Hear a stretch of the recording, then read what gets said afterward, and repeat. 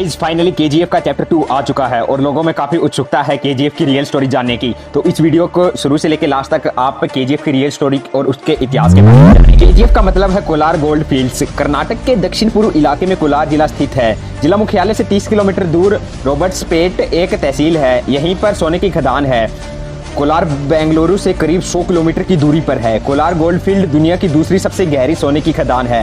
पहले नंबर पर दक्षिण अफ्रीका की पोनेंग गोल्ड माइंस हैं, जो दक्षिण अफ्रीका में जोहानिसबर्ग के दक्षिण पश्चिम में स्थित है। आपकी जानकारी के लिए बता दें कि इस खदान से लोग अपने हाथों से खोदकर सोने को निकालते थे। ब्रिटिश सरकार के लेफ्टिनेंट जॉन वॉरेन ने चोल वंश की दंतकथाएं सुनी थी कि लोग हाथ से खोदकर सोना निकाल लेते थे। इसी बात से प्रभावित होकर वॉरेन ने गाँव वालों से कहा कि जो इस खदान से सोना निकाल कर दिखाएगा उसे इनाम दिया जाएगा। इनाम पाने की लालच में ग्रामीण लेफ्टिनेंट वॉरेन के सामने मिट्टी से भरी एक बैलगाड़ी लेकर आए।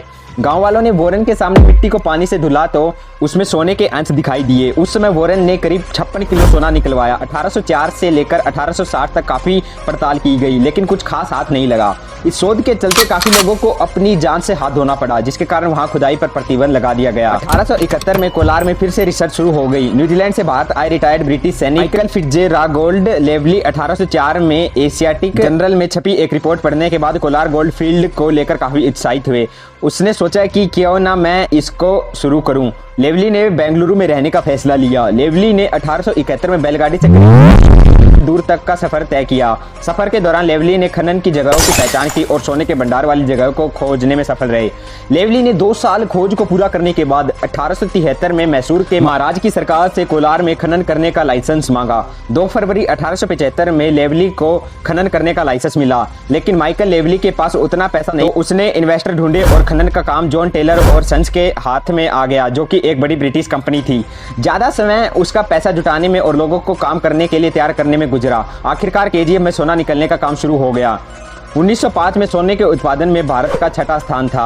उस समय ये केजीएफ फिर से शुरू हो गई थी। आपकी जानकारी के लिए बता दें कि गाइज कोलार गोल्ड फील्ड से 1902 में भारत का 95% सोना निकलता था। माइनिंग इंजीनियरिंग उपकरण से 121 साल में 900 टन सोना निकाला गया है ना, काफी ज्यादा मात्रा में। जॉन टेलर और सन्स ने 1880 में माइनिंग ऑपरेशन को टेक ओवर कर लिया। State of the art mining engineering उपकरण लगाया। इनके द्वारा 1890 में लगाया गया उपकरण 1990 तक चला, यानी कि 100 साल तक ऑपरेशनल। 1902 में केजीएफ भारत का 95% सोना निकालता था। 1905 में गोल्ड प्रोड्यूस करने में दुनिया में भारत का 6ठा स्थान था। गाइज 1880 के दशक में माइनिंग ऑपरेशन बेहद कठिन था। गाले चुनिंदा जगहों पर ही लाइट हुआ करती थी, इसलिए कहीं लिफ्ट नहीं होती थी। माइंस में जाने के लिए शार्प हुआ करते थे, जिसमें लकड़ी की बीम से सपोर्ट किया जाता था। इसके बावजूद यहाँ पर कभी कभी हादसा भी हो जाता था। माना जाता है कि 120 साल के ऑपरेशन में 6000 लोगों की मौत हो गई।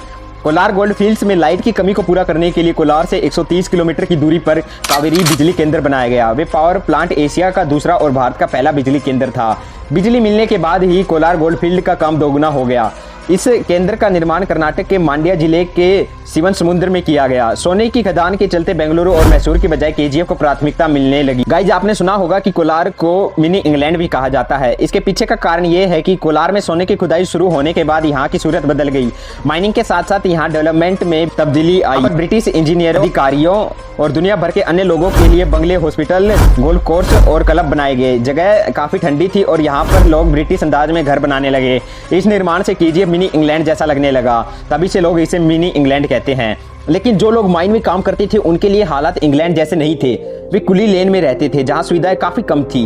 एक ही शेड में कई परिवार रहते थे। उनका जीवन बेहद ही कठिन था, बेहद ही भयानक था। ये जगह चूहों के हमले के लिए प्रसिद्ध थी। बताया जाता है कि यहाँ पर रहने वाले मजदूरों ने एक साल में करीब 50,000 चूहे मार दिए थे। हालांकि केजीएफ पर आजादी तक अंग्रेजों का कब्जा रहा, लेकिन आजादी के बाद 1956 में केंद्र सरकार ने कंट्रोल अपने हाथों में लेने का फैसला किया। वहीं से ज्यादातर खदानें सरकारों को सौंप दिया गया और इसके बाद धीरे धीरे कोलार गोल्ड फील्ड के अंदर सोना कम होता गया, तो वहां पर काम करने वाली कंपनियों को अपने मजदूरों को सैलरी देने में दिक्कत होने लगी और उनको घाटा होने लगा। तो इसके बाद 2001 से ही कोलार गोल्ड फील्ड्स ये बंद हैं।